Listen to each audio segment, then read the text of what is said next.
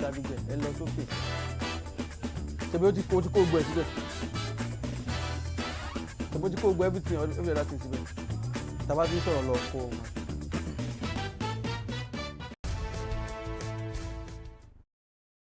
All right, welcome to Sport Talk on Enterprise TV, where sport news from the four corners of the world are delivered at its best. If you are joining us for the first time, please do well to follow us across all our social media platforms at Enterprise TV 7. My name is John Olasukomi. Join me and let's ride together. Joining me virtually today is Daniel Osege, making a return back to Sport Talk. Daniel, it's been a while. Welcome to Sport Talk. Yeah. Hello, John. Many thanks for having me on the show. Like you said, it's been a bit since I last featured on the show. It feels good to be back. Where have you been? Are you in Morocco? No, I'm not in Morocco. I'm in Nigeria, obviously. Been watching and enjoying the nation. All right. It's so sad that the Super Eagles of Nigeria were beaten by Morocco in the last 4. But of course, we'll definitely be facing Egypt on the 17th of January 2025. But you know how we do it on Sport Talk? We always start with local football because charity begins at home. All right, Nigeria Super Eagles will take on Egypt Pharaohs in the 3rd place match of the 2025 African Cup of Nations Afcon following their respective defeats in the semi-finals of the tournament. Daniel, you saw the game. Before we talk about the 3rd place, can I just hear from you your own thoughts about the semi-final against Morocco? I think Morocco saved their best performance for the game against Nigeria because we saw them do what they weren't really doing for the majority of the tournament, which was to be combative. Throughout the course of the tournament, just like the Super Eagles, they've been a team that has been attacking, their opponents, being very offensive side. But against the Super Eagles, lucky for them, the newly instated captain, Wilfred Ndidi, was suspended for the game. Someone who would have been able to try to match them for physicality, but rather to have Frank Onyedika. What to have Ralph Oyedika play in his place. And they were very physical on the 9th. And they stifled the Super Eagles. They didn't allow the Super Eagles to play their game. And one of their game plan was to stop the player who controls the flow of the game from midfield for Super Eagles, Alex Iwobi. You understand? He didn't have the ball at all. Whenever the ball was to be passed to him, he had 2 or 3 men on him, and so he couldn't, be effective. And that goes to show how important Alex Iwobi has become for the national team. He has now shown that he can be, he can be his uncle's man now. You understand? I know it was deliberate for him to shy away from wearing the number 10 jersey because Joe Aribo, Fisayo, Dele Bashiru came and just picked up that jersey number without any competition. If Alex really wanted to pick up that jersey number, the moment Mikel Obi retired, jersey was his to take. But it goes to show that he's a man of himself. Yes, he doesn't want to be remembered for wearing the number that his uncle used to wear. And I'm happy for him. We know what he has faced in the past regarding poor performances, by in the national team and how fans have reacted to it. We're still talking about the match. I think the Moroccans, they rode also on the confidence of the home fans. You can't play a match like that and be so expressive. It's because their fans share them all the way. All right. We know that there was a blemish when it comes to officiating in the game. But at the end of the day, the referee was smart enough not to award that penalty very late in the match that could have been given against us. Remember the handball incident with Calvin Bassey, which I think is not a foul. It's actually not a foul. We've seen referees give it even in this competition. I remember Mali versus Tunisia in the round of 16. Was it Mali Tunisia? I know Mali's game in the round of 16. They were recorded earlier in the match. I think the first half they got a penalty in the dying minutes of the second half, and it was somewhat similar, not entirely similar, but the fact is the ball hit the legal part of the body before hitting the hand, Yes, and of the course. penalty was given. That's the So rule. Mm. you understand. So, but he was smart enough to balance it up and not commit such an error. So, Mm. at the end of the day, Morocco deserved the victory because they were the better side on the night. They attacked very well, stifled the Super Eagles, like I said, and rode on the support of the fans, and we're quite fortunate to be on the better side of the referee. All right. Thank you for that one, Daniel. Now let's go straight to the third place, which happens to be our own bet, right? We've won it more than any other country on the continent. Talking about the third place, we'll be facing Mohamed Salah in the third place. What are your thoughts? Um, you said it all. I mean, it was regarded as the Golden Bronze at some point in time. Mm. Um, the NFF have always set a minimum expectancy from their coaches to make it to the Mm. semi-finals. And when you make it to the semi-finals, it's either you advance to the winners' final or you play in the losers' final. More often than not, we've found ourselves playing in the losers' final. Especially in this century, we've dominated in the losers' final. 2002 were silver medalists. 2004, no, sorry, 2000 was when we got to the winners' final. 2002, losers' final, we won it. 2004 losers' final, we won it again. 2006 losers' final, we won it again. Mm. Before Ghana defeated us in the quarterfinals in 2008. 2010 losers' final again, we won it.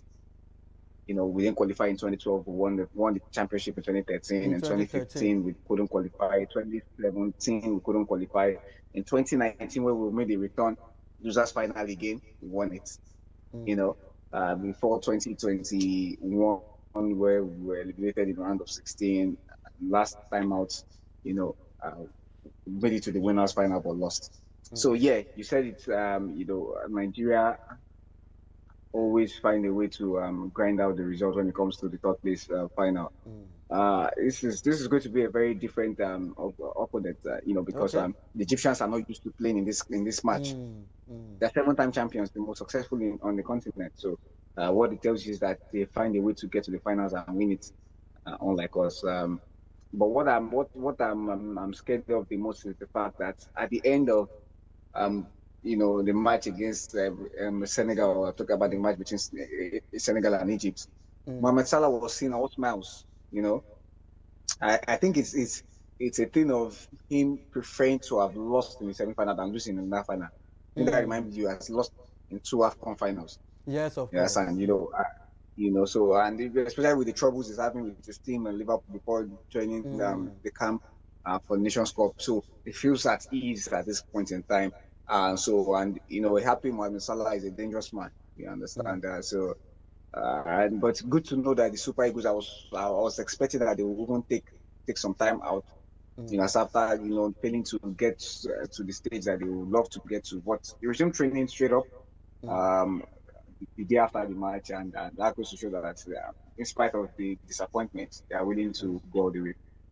All right. I would like to see some new faces in that team. Talking about the likes of Ebenezer Akinsomiro, the Fargo Award, the Inamdi. I want to see new faces. Let the likes of Ejuke also get some playing time in the third place against Egypt. All right. Now let's talk about the final.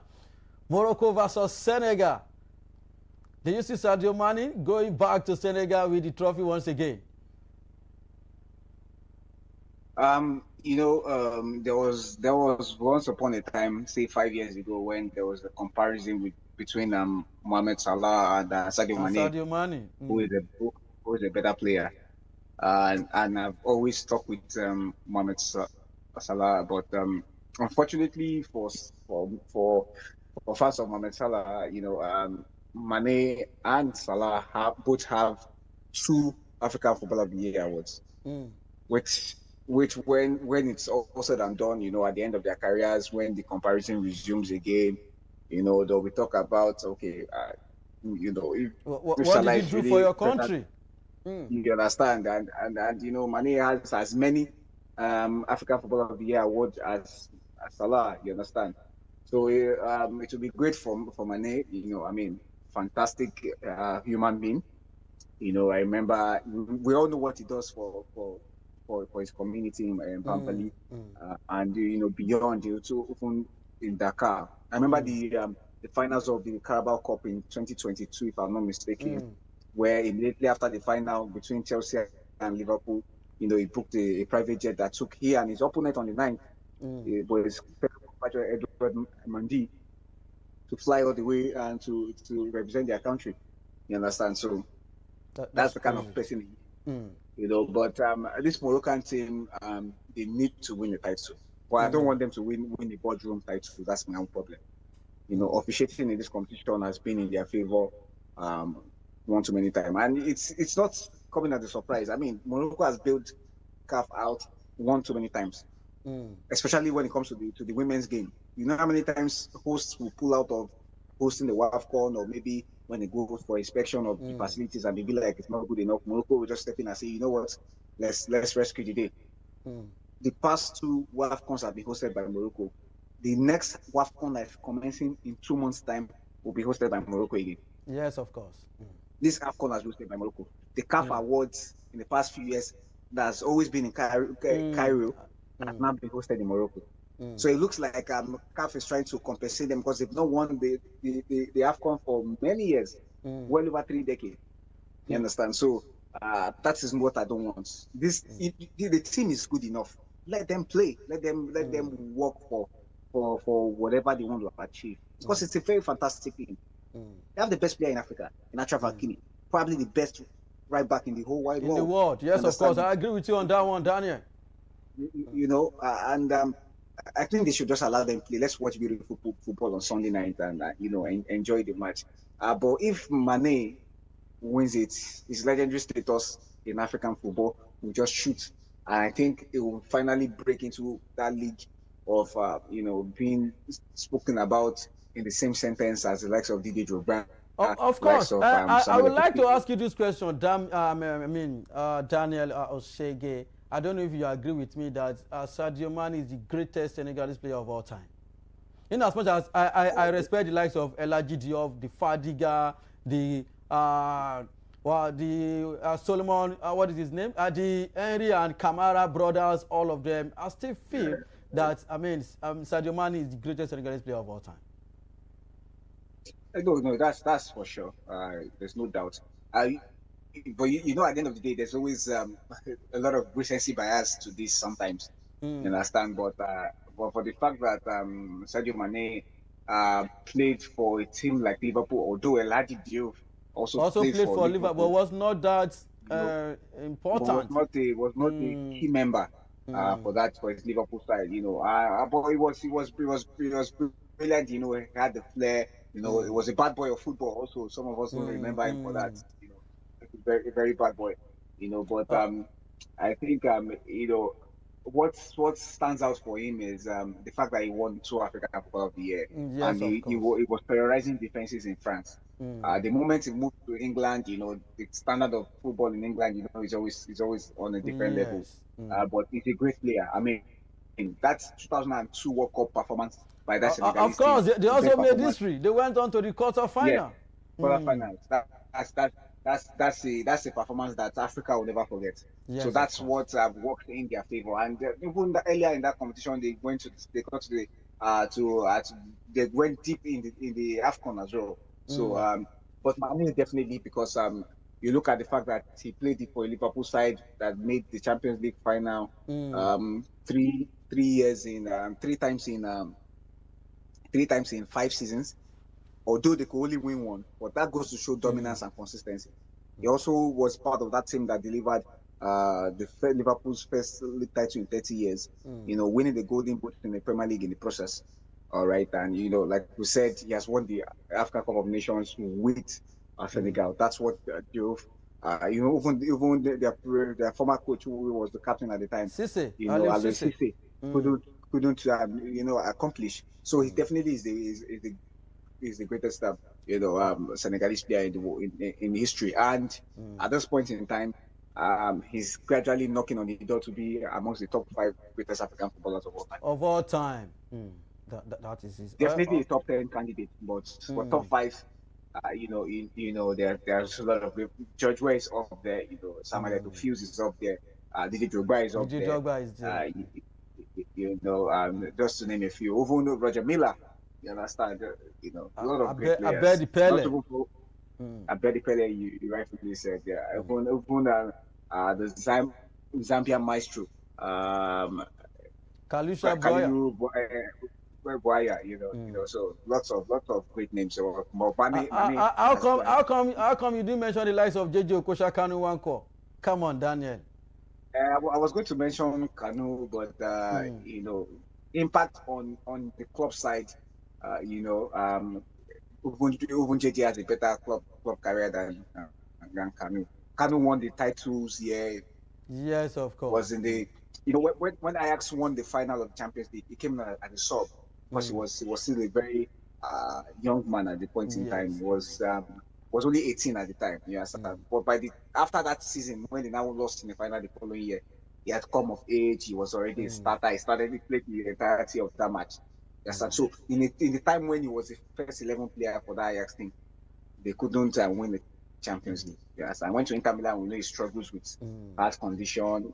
Came to Arsenal. A bench player. Even Thierry Henry came in, and started benching him. So that's that. I'm looking at impact, not only the titles. He's one of the most decorated in Africa, but impact on the global stage. And that is where Mane will edge it for me. All right. Thank you for that one, Daniel Osege. Let's take a look at the Afcon group stage. Of course, the draw was made in Morocco on the 15th of January 2025. And of course, in Group A, we have Morocco, Algeria, Senegal, and Kenya. In Group C, we have South Africa, Cote d'Ivoire, Burkina Faso, and Tanzania. In Group B, I beg your pardon. In Group C, we have the Super Falcons against Egypt, Malawi, and of course, Zambia. And of course, in Group D, we have Ghana, Cameroon, Mali, and Cape Verde. All right, away from the Afcon and of course the Afcon, let's move straight to the MPFL. MPFL continues. The Nigerian Premier Football League MPFL Match Day 20 delivered a series of surprising outcomes on Wednesday, 14 January, with several away teams recording impressive victories across various centers. And of course, the first question is this, Daniel.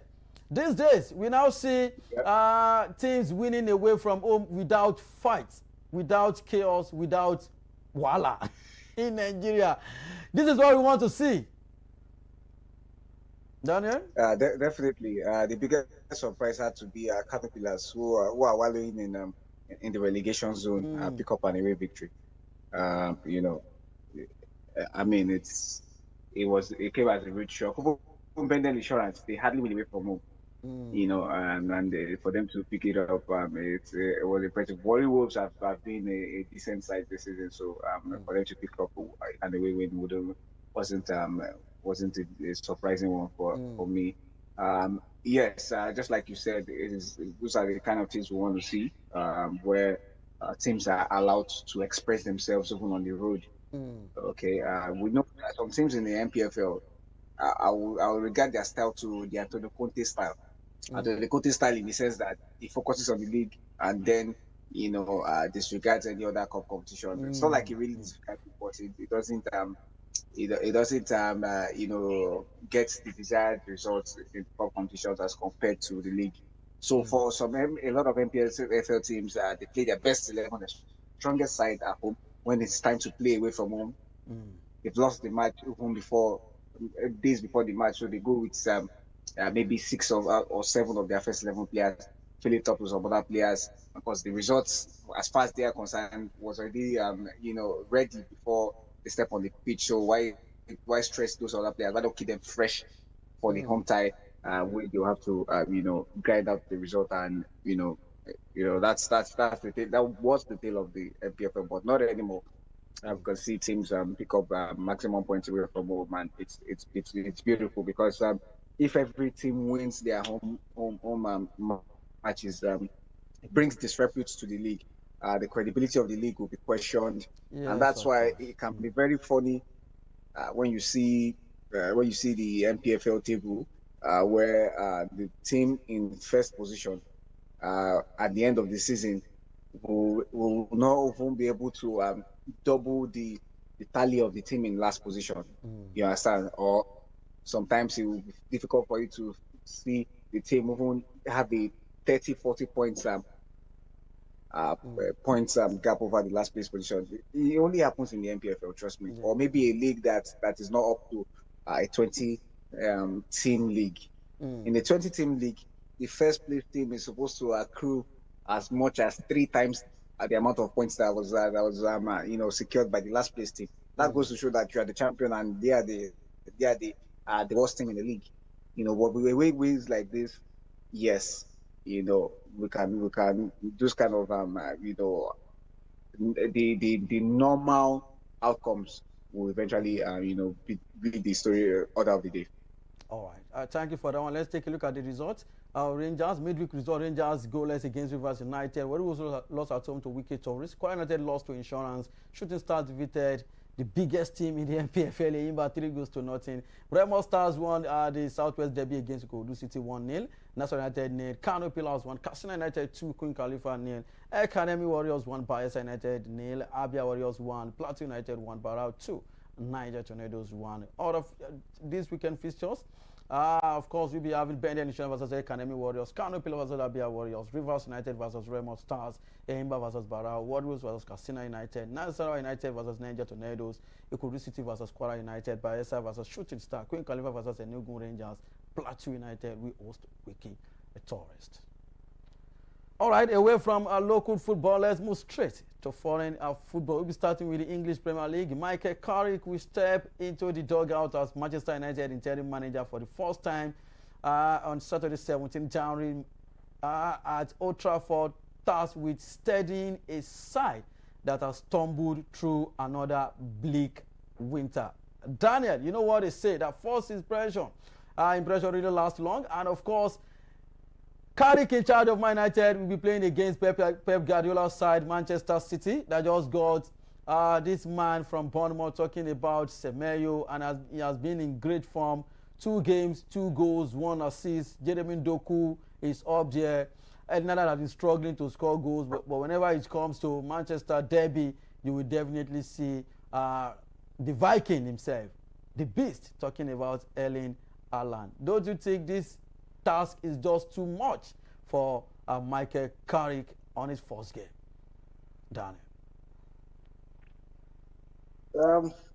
I mean, you rightfully said it's a big game to be your first game in charge of a team, especially on an interim basis where you're more like on probation. Basically, it's like an audition for you. You do well over the course of the next 4 months, and you could keep the job. You understand? I mean, we've seen coaches excel on probations like this. Case in study was Roberto Di Matteo in 2012. When he took over from Andre Villas-Boas on an interim basis, and he went on to win the FA Cup and the Champions League with Chelsea, and he got the job on a permanent basis. Okay. I mean, some coaches have come up tops. Maybe not in interim. In the interim, I remember in 2004, Jose Mourinho's first official game with Chelsea was against Manchester United. And they came out victorious, 1-0. I think that long goal was scored by Doku Johnson, if I'm not mistaken, way back in 2004. And from then on, Chelsea went all the way to win the Premier League for the first time in 50, or the league title for the first time in 50 years. All right. Michael Carrick is the player who featured in the Manchester derby one too many times. So, it's not a strange game for him. He knows the magnitude of this fixture. And you can see the type of players, managers rather, that is working with him. Johnny Evans, another player who played for United for many years, featured in this debut as well. That I could also see this former Chelsea assistant manager. His name skips my mind. I think his name skips my mind at this point in time. I think but these are managers who have been in very, very big dugouts, and so it's not a bad one. I think Carrick with the experience and the performances he's had around, I feel he can be a top manager. All right, but sometimes all these ex-footballers, they don't really excel at the highest level. Look at Frank Lampard, did well with Derby County, came to Chelsea, did a good job in his first year before losing it. And look at what he's doing at Coventry City now, fantastic outing. So maybe we'll get to find out if Carrick is built for the top level of English football, or he will have to settle for the Championship. All right, let's take a look at other fixtures. Manchester United versus the Manchester City is an early kickoff game. And of course, Sunderland will host Crystal Palace. Chelsea, let's see if they will bounce back against Brentford. Liverpool versus Burnley. Tottenham versus West Ham United. Leeds versus Fulham. Nottingham Forest playing at home against Arsenal. You expect Arsenal to take this one on paper. They are really working hard, of course, to win this league this season. Wolves versus Newcastle United. Aston Villa will host Everton. Away from England, let's move straight to Italy and Spain. In the Italian Serie A, Adrian Rabiot made sure that AC Milan stayed 3 points behind Serie A leaders Inter Milan with a brilliant brace on Thursday 15 January win at high-flying Como, a victory that had a distinct French flavor.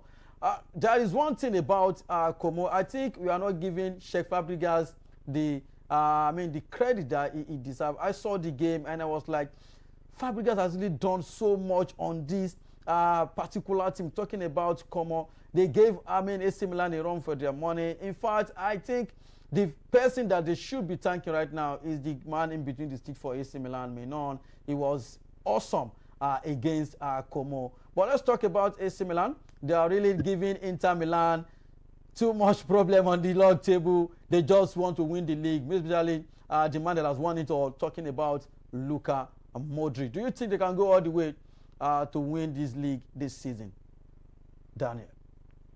No, I don't think so, because luckily for them, one of their rivals has been less efficient than they've been over the past 18 years. I'm talking about none other than Napoli, who have not been finding it difficult to grind out results in recent years, weeks. I beg your pardon. But when Inter Milan is on top of the league, it's a challenge for anyone or any team rather that's chasing, right? Especially a team like AC Milan that we know for sure, will still drop points, at some point in time. Inter Milan look good for the title this season, as far as I'm concerned. The chasing part, Milan, like you rightfully said, Napoli will keep on trying, but there's going to be only one winner, and that's Inter Milan for me. All right, let's take a look at other fixtures. Pisa will host Atalanta, Udinese versus Inter Milan, Napoli versus Sassuolo, Cagliari will host Almaty Juventus, Parma versus Genoa, Bologna versus Fiorentina, Torino versus Roma, AC Milan will host Lecce. And of course, in Spain, Real Madrid will face Levante. Let's see what Belua. He lost his first game in charge in the Cup, and of course, Copa del Rey. And he will be facing Levante this weekend. Daniel, in just 30 seconds, let's talk about Belua. Xabi Alonso left Real Madrid, and of course they went for Belua that has not been doing well with the Real Madrid B. Talking about the Castilla, he lost his first game in charge, and of course this is La Liga that Barcelona are running riots. Do you see them challenging Barcelona for the league? They are trailing with 4 points already. Do you see them challenging Barca? So the thing is, it's funny that Arbeloa and Xabi Alonso have had similar career paths. Both players signed for Real Madrid from Liverpool. The former teammates at Liverpool at some. Oh my goodness. So conversations like this make me feel like I'm older than I am. Come on, let's talk about. It must have been 17, 18 years ago when they were both playing for Liverpool. And 2009, Alonso made the switch. Arbeloa also made the switch. That's a long time ago. Honestly, people like you who've been involved in extracurricular activities for long, you would know that by now the result of your activities would have gotten to a certain age, Mm. but I think it's a brilliant one that I'm happy to see players that I watched play, Mm. go into management. Yes, It of goes to course. show, Mm. it reminds me of how long I've loved the sport. All right, Mm. but for Abelua, like you rightfully said, he hasn't been doing well with the Castilla. But you have to understand that Real Madrid Castilla hasn't been excellent for a long time. Mm. Mm. They've not been excellent for a long time. So having him get that step up, it might just be what he needs to get it done. Because let's not Okay. forget, Zinedine Zidane was once the coach of Yes. of the of Mm. the, of the B side, and look Mm. at what he eventually achieved with Real With Madrid, Real winning the Madrid. Champions Mm. League in three Mm. seasons in succession. So let's give him a try. First game for a manager was appointed a few days before might sometimes not be a reflection of what he has to offer. Mm. Because it might take some time for the players to digest his ideas and all of Mm. that. He would just want them to proceed the first game first. Let's just get the results any which ways, and then we can now come back to getting it done my way. You understand? So Oh. let's keep our fingers crossed. And 4 points is not so much because there's Mm. still the second leg of the El Clasico to be played in the La Liga. Madrid makes that, and it's down to 1 point. So and from then on, it's anybody's title to win.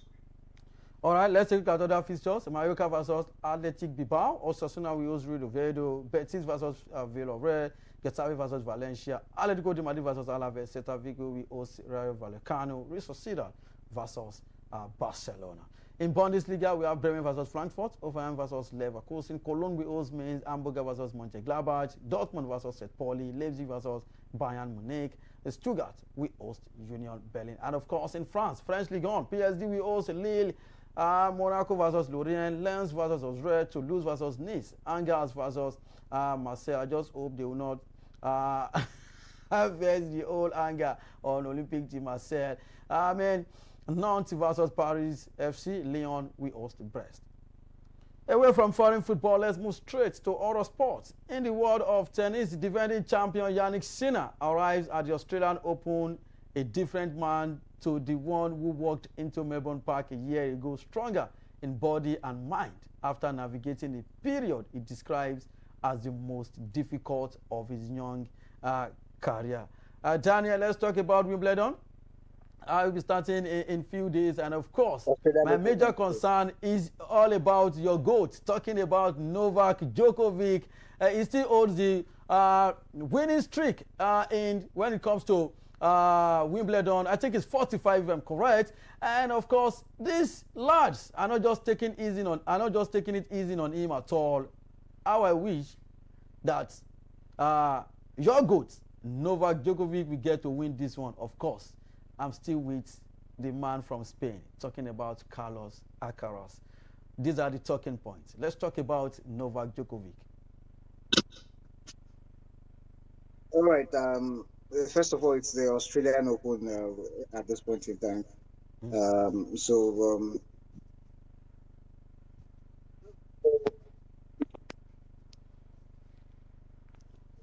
can hear you.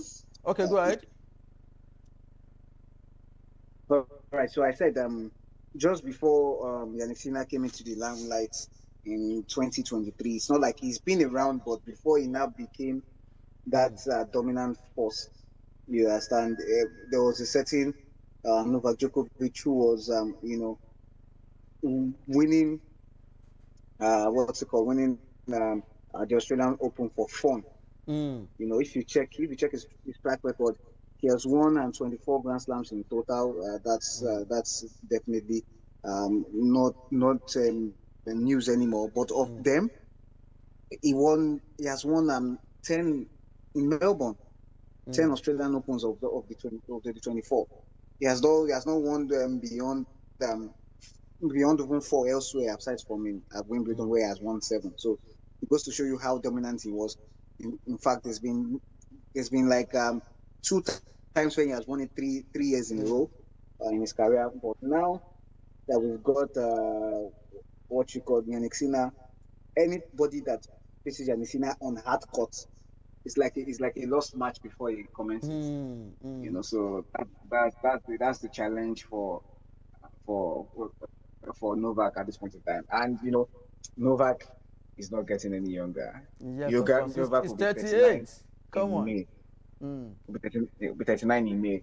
And these young guys, Kalito, Mm. you know, is still only 22. You know, Mm. Yannick Sinner is still only 24, Mm. and they're already in their peak at a very tender age. That's why it's difficult for Novak. I don't see Novak making any Grand Slam final again. I've said it on the show before, Come on. Mm. except either of them, you know, that's on his own path to the final, Mm. gets eliminated by someone else. Okay. Because the thing is, when either of Yannick Sinner and Carlos Alcaraz comes up against, you know, Novak. against Novak Djokovic, Novak, yeah. they will definitely step up their game Yes, of course. Mm. as compared to playing a lower ranked player or Mm. any other player. So if they can have a bad day against a lower ranked player and the player who is you know, on the path to the final with Novak gets eliminated, then they Mm. can get to the Grand Slam final. And I trust Novak Mm. if he gets to the final of the Grand Slam. Forget whatever Forget about it. forget the Just forget it. forget the prime Mm. forget the prime of these young players and forget their exuberance as youths that they are. Novak will stand a chance. I'm not saying he's Mm. going to defeat them in the Grand Slam final. It's going to be very difficult, Mm. but he won't make it easy for them. Because take a look at the final of at the Olympic Games in 2024 when Novak won. I mean, it was a very tense match. He had to win in straight set. No, he didn't Mm. break Carlos Alcaraz. Alcaraz didn't break him. He won that match 7-6, 7-6. Both sets Mm. went into Straight sets. That's serious. That's crazy. Mm. You can't take anything away from Novak Djokovic. He will surely deliver any day, anytime. All right. Thank you for that one, Daniel Osege. That is how much we can take on Sport on Enterprise TV 7. If you are here to follow us across all social media, endeavor to do that. We are at Enterprise TV 7 across all social media platforms. Visit our website at www.enterprisetvnews.com, and don't forget to like, share, and subscribe. Daniel Osege has begun on the show today. Daniel, are you still with us?